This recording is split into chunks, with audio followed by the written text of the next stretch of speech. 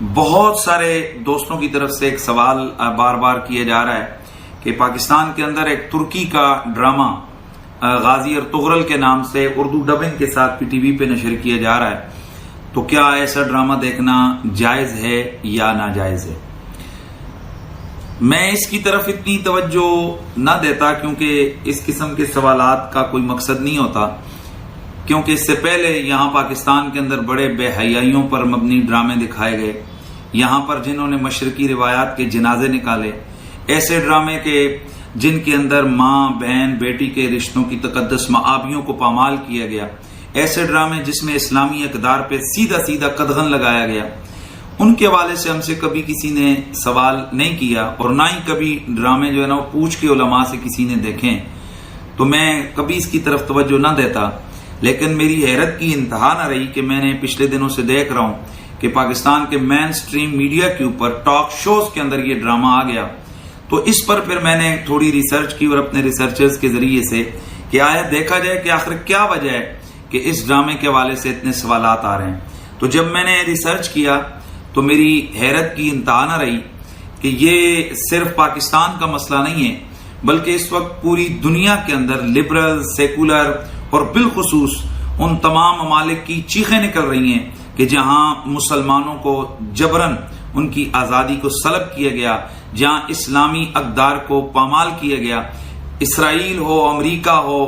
اور انڈیا ہو، اس قسم کے ملکوں کی بھی چیخیں سنائی دیں کہ انہوں نے اپنے ملکوں میں اس ڈرامے پر سرکاری طور پر پابندی لگائی۔ اور پھر میں اور زیادہ حیران ہوا کہ مصر کے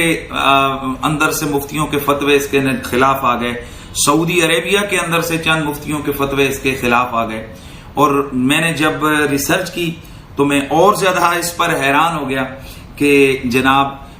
دنیا کے اندر پہلا ایسا ڈرامہ ہے کہ جو اتنی بڑی تعداد میں دیکھا جا رہا ہے اور دیکھا گیا، اور اتنی زیادہ زبانوں میں اس کی ڈبنگ کی گئی ہے۔ تو جب میں نے اس ڈرامے کی تحقیق کی کہ آیا وجہ کیا ہے کہ ان لبرلز، اسلام دشمن عناصر اور ہر اس طاقت کے ماتھا کیوں ٹھمکا ہوا ہے اس ڈرامے کی وجہ سے، اور وہ کیوں تڑپ اور لرز رہے ہیں اس ڈرامے کی وجہ سے کہ اس کے اندر ہے کیا، تو جب میں نے دیکھا مجھے پتا چلا کہ اس ڈرامے کے اندر جناب اسلامی اقدار کو اجاگر کرنے کی کوشش کی گئی ہے۔ غازی ارطغرل بنیادی طور پر جو مسلمانوں کی عظیم ایک سلطنت اور ایک امپائر گزری ہے، سلطنت عثمانیہ، تو سلطنت عثمانیہ کے جو بانی عثمان تھے، تو عثمان کے والد غازی ارطغرل تھے، تو ان کی شخصیت پر بیسیکلی یہ ڈرامہ جو ہے وہ بنایا گیا، اور اس ڈرامے میں یہ دکھایا گیا کہ اصل مسلمان کون ہوتا ہے۔ اور سب سے بڑی بات اس پورے ڈرامے کے اندر جن لوگوں نے مین مرکزی کردار ہیرو والا ادا کیا یا دیگر جو کردار ادا کیے گئے، تو ان میں ان کو باشرہ کبھی جبے میں دکھایا گیا، کبھی امامے میں دکھایا گیا، کبھی ان کی داڑھی ہے اور کبھی ان کی زبان پر بسم اللہ ہے، کبھی رسول اللہ پر درود ہے، کبھی ان کی زبان پر نعت ہے۔ اور جن خواتین کو اس ڈرامے میں دکھایا گیا ان کے حوالے سے بھی میرے علم میں لایا گیا کہ ان کو پردہ یعنی پورے لباس میں، جس کے سے ان کا سر کبھی عبایا کے اندر ڈھکا ہوا ہے تو کبھی ان کا سر ویسے جناب ان کو ڈھکا ہوا دکھایا گیا ہے۔ تو جب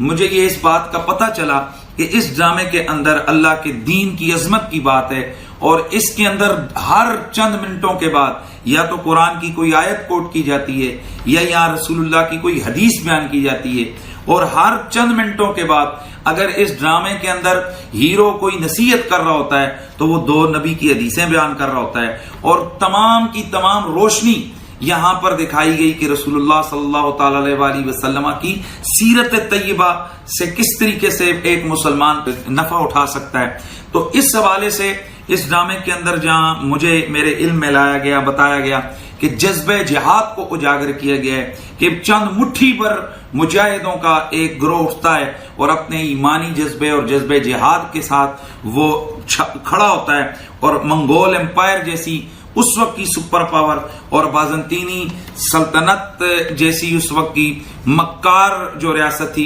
ان کے درمیان میں رہ کر ایک اسلامی سلطنت کو قائم کرتے ہیں۔ تو یہ بیسکلی اس ڈرامے کا خد و خال تھا۔ اس ڈرامے کے اندر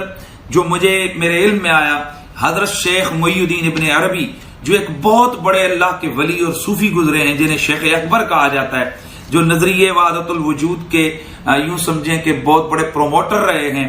اور جو غوث الثقلین رضی اللہ تعالیٰ عنہ غوث پاک کے روحانی بیٹے رہے ہیں، اس ڈرامے میں یہ بتایا گیا کہ غازی اور تغرل کے پیچھے ان کی دعائیں ہیں۔ جہاں بھی وہ غازی اور تغرل کسی مشکل میں پھنستے ہیں تو اس مشکل سے نکالنے کے لیے وہاں محی الدین ابن عربی کھڑے ہوتے ہیں، ان کی روحانی بالیدگی کے لیے ان کی دعائیں ہیں، ان کے اذکار ہیں، ان کی حق ہو کی صدائیں ہیں، اور اس کے ساتھ ساتھ اس کی جو روحانی تربیت ہیں وہ محی الدین ابن عربی اور ان کی کرامتیں، وہ ایک بہت بڑی مسلمان امپائر کے پیچھے جو اس کے بانی ہیں ان لوگوں کے پیچھے کھڑی ہیں۔ اور جہاں سعودیہ اور دیگر ملکوں کے اندر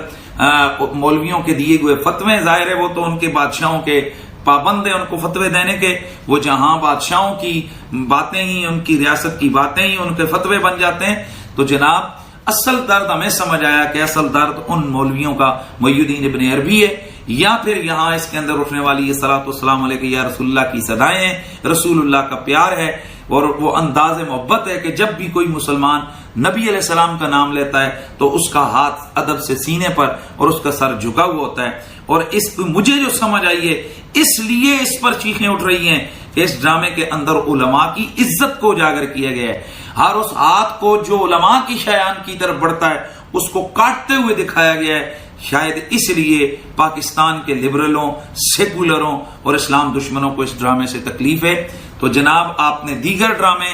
جب علماء سے فتوے لے کر نہیں دیکھے ہیں تو اس ڈرامے کے حوالے سے بھی یہ فتوے بازیاں یہ اچھا اور مناسب عمل نہیں ہے۔ بہرحال ہر وہ ڈرامہ اور ہر وہ ویڈیو اور ہر وہ چیز جس میں غیر شرعی اسلامی اقدار کے خلاف چیزیں اور بے حیائی کی چیزیں دکھائی جائیں، ظاہر ہے وہ شرعی طور پر ناجائز ہے۔ اور اگر نعت، رسول اللہ کی عظمت، جذبہ جہاد کے حوالے سے اگر کوئی چیزیں ایسی ہیں، کوئی ڈرامہ، کوئی چیز ایسی ہے، کوئی ویڈیو ایسی ہے کہ جو جذبہ جہاد یا رسول اللہ کی عزت اور عظمت، مسلمانوں کے اندر ایک جذبہ جہاد کی روح کو پھونکنے والی ہے، تو اس کے عدم جواز پر فتویٰ دینے کی کوئی صورت نہیں ہے۔ والسلام علیکم ورحمۃ اللہ تعالی وبرکاتہ۔